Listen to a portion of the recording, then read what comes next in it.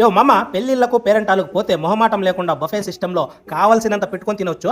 అలాగే ఇప్పుడు మన మదనపల్లి చరిత్రలోనే మొట్టమొదటిసారిగా Madanapalle RTC bus stand Ambedkar circle కి ఆపోజిట్ లో గల విందు రెస్టారెంట్ లో టిఫిన్ ఐటమ్స్, లంచ్, డిన్నర్ ప్రవేశపెడుతున్నారు. అది కూడా ఇలాంటి ఐటమ్స్ కాదు మామ, విన్నావంటే కుమ్మి వదిలేస్తావంతే. టిఫిన్ ఐటమ్స్ లోకి non veg items, idli, dosa, puri, సేమియా, ఉప్మాలోకి గుమగుమలాడే నెల్లూరు చేపల పులుసు, తిన్నావంటే పులుసు కారాల్సిందే మామ.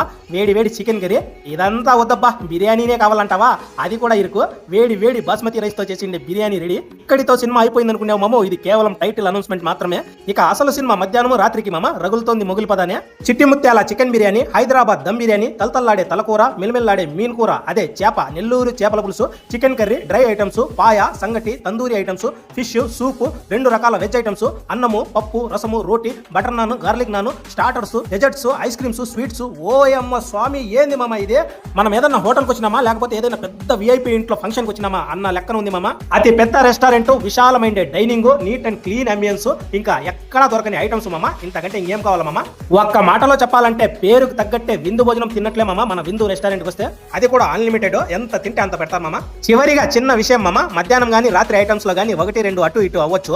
నువ్వు అదే కావాలని చెప్పి ఒంటికాల మీద నిలబడిపోవద్దు మామ. కొంచెం అడ్జస్ట్ చేసుకో, విందు భోజనంలో భోజనం చేసి లైఫ్ ఎంజాయ్ చేసుకో.